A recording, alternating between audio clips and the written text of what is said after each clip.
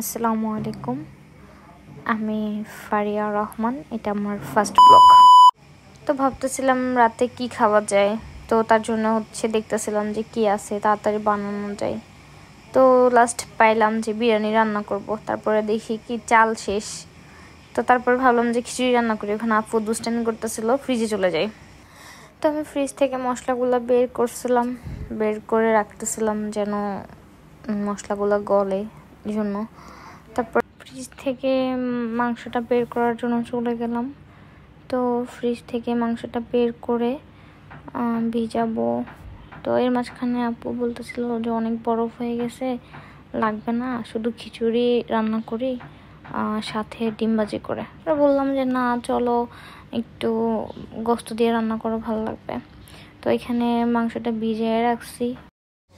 ভিজিয়ে দিছি। তারপরে দিদি আপু আলু কাটতেছিল, পেঁয়াজ কাটতেছিল,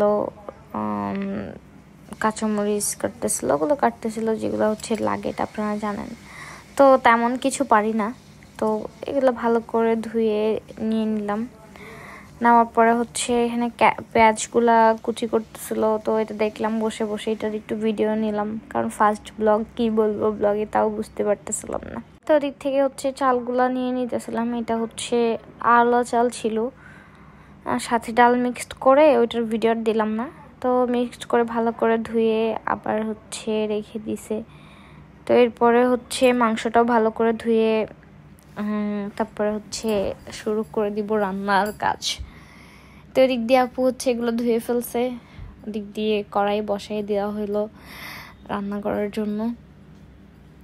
ও এমনিতে রান্না পারে না, তো ও গেছে রান্না করতে। তো দেখতে দেখতে সব মশলা টশলা দিয়ে ভালো করে কষিয়ে তারপরে তো আমি এখান থেকে দেখতেছিলাম যে ও কীভাবে মশলাটা কষায়।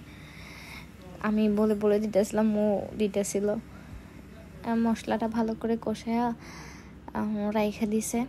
তারপরে এখানে যেটা নর্মালি দাবার গোস্ত দিল, গোস্ততে দিয়ে ভালো করে নাড়াচাড়া করে এটা কষতে দিছে।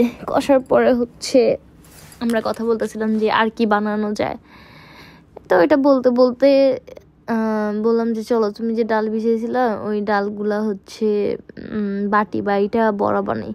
তো দিক দিয়ে এখানে চাল দিয়ে দিছে। দেওয়ার পরে খিচুড়িটা মানে এত সুন্দর স্মেল আসতেছিল কি বলবো।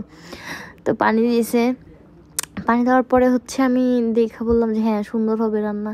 তো খিচুড়িটা অনেক মজা হয়েছিল।